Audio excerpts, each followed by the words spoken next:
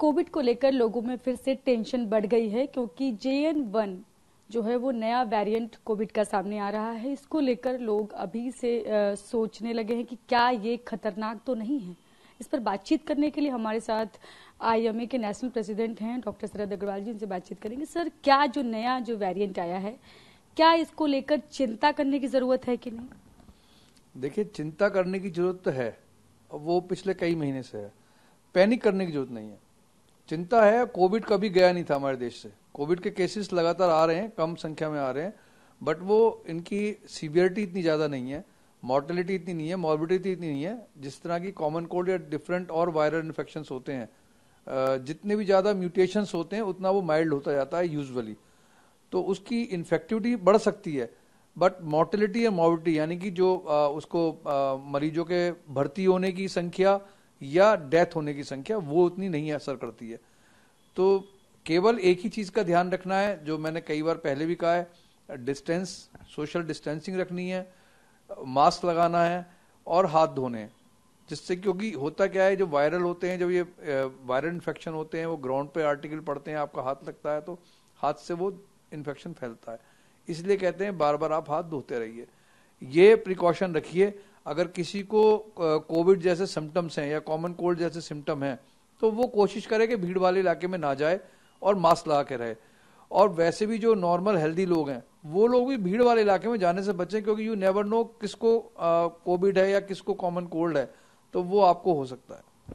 Sir, थोड़ा लोग ये भी जानना चाहते हैं कि आखिर ये जो सब वेरिएंट है ये क्या है, मतलब कितना जो हमारी वैक्सीन जो लोगों ने ली है उस पर ये असरदार है कि नहीं है, या फिर ये क्या है? क्या देखिए, वायरल इन्फेक्शन के अंदर इसीलिए इम्यूनाइजेशन बहुत ज़्यादा कारगर नहीं होता इन SRS वायरस के अंदर, लेकिन कोविड के खिलाफ जो वैक्सीनेशन था वो हमारा कारगर था और वो अच्छे से इफेक्ट भी कर रहा है।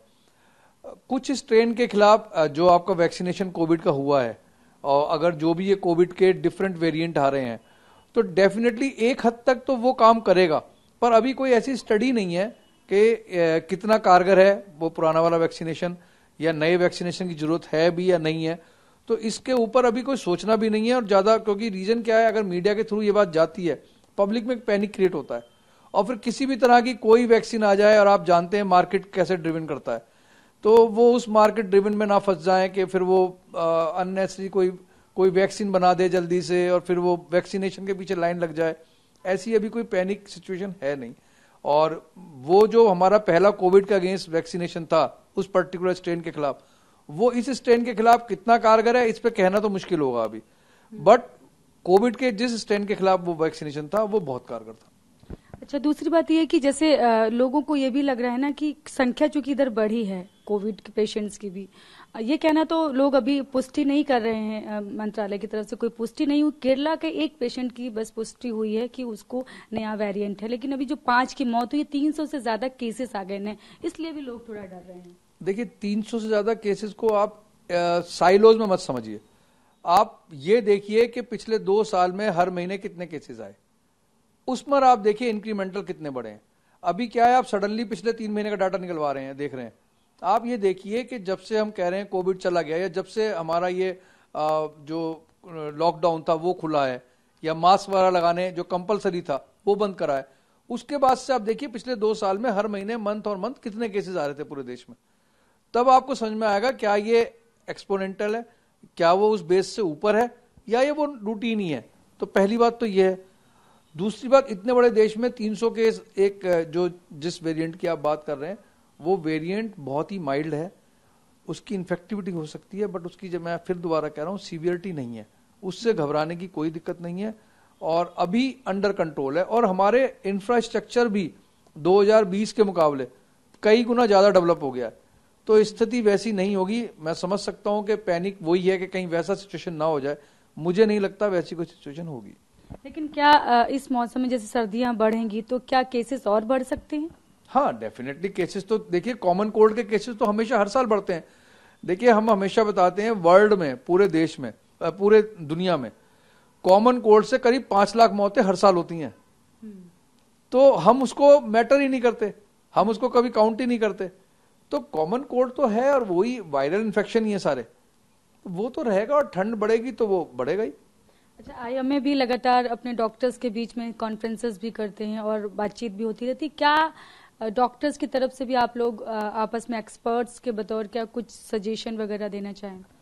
देखिए, डिस्कशन होता है, वही मैं आपसे कह रहा हूँ। अगर कोई इस तरह का कोई भी पेंडेमिक या एपिडेमिक या कोई नया इन्फेक्शन आता है तो वो चर्चा होती है उसके रिजीम पे भी, उसकी पैथोजेनेसिस पे भी, किस तरह का वायरस है, किस तरह का बैक्टीरिया है, क्या उसका पैथोजेनेसिस है, किस तरह से वो एक्टिविटी कर रहा है बॉडी के अंदर, कैसे फैल रहा है, सब चीज पे चर्चा होती है। उसी बेस पे मैं आपको बता रहा हूं कि अभी कोई पैनिक की जरूरत नहीं है।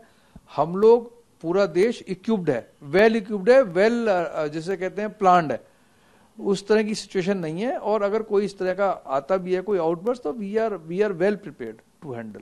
मतलब लोगों को डरने की कोई जरूरत नहीं, बस ख्याल रखें, सावधानी बरतेंगे। बिल्कुल भी पैनिक होने की जरूरत नहीं है, 1% भी पैनिक होने की। देखिए, पैनिक और कॉशन दोनों में अंतर होता है। आप विजिलेंट रहिए, कॉशियस रहिए। ये नहीं कि आप भीड़ वाले इलाके में घूम रहे हैं। अब जैसे अब 31 दिसंबर आने वाला है, 25 दिसंबर आने वाला है, तो नेचुरली वो फेस्टिव पूरा, ये अब 31 दिसंबर तक पूरा फेस्टिव सीजन रहेगा, बल्कि फर्स्ट वीक ऑफ जनवरी भी। तो लोगों को उस फेस्टिव सीजन में थोड़ा सा कंट्रोल रखना चाहिए और थोड़ा सा भीड़ वाले इलाके में जाने से बचना चाहिए।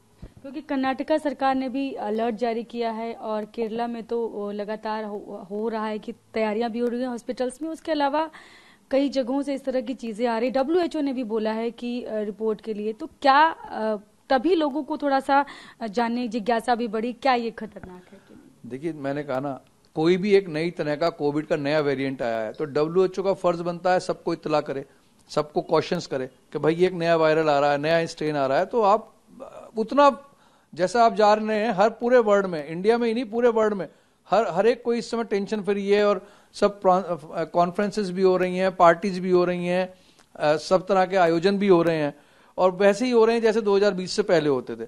तो एक वर्ड ऑफ कॉशन है, जितनी भी स्टेट गवर्नमेंट ने भी दिया है वो भी वर्ड ऑफ कॉशन है, एक एडवाइजरी है कि भाई आप बचें इस चीज से और उसको सीरियसली लें।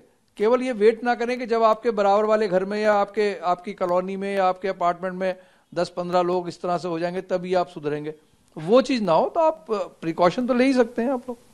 Thank you so much sir. तो ये हैं IMA के नेशनल प्रेसिडेंट हैं डॉक्टर शरद अग्रवाल जी। उन्होंने बताया कि डरने की जरूरत नहीं है, कोई भी किसी भी तरह की चिंता की बात नहीं है, लेकिन सावधानी जरूर बरतें। कैमरा पर्सन कपिल के साथ मैं शालिनी वाजपेयी, TVN।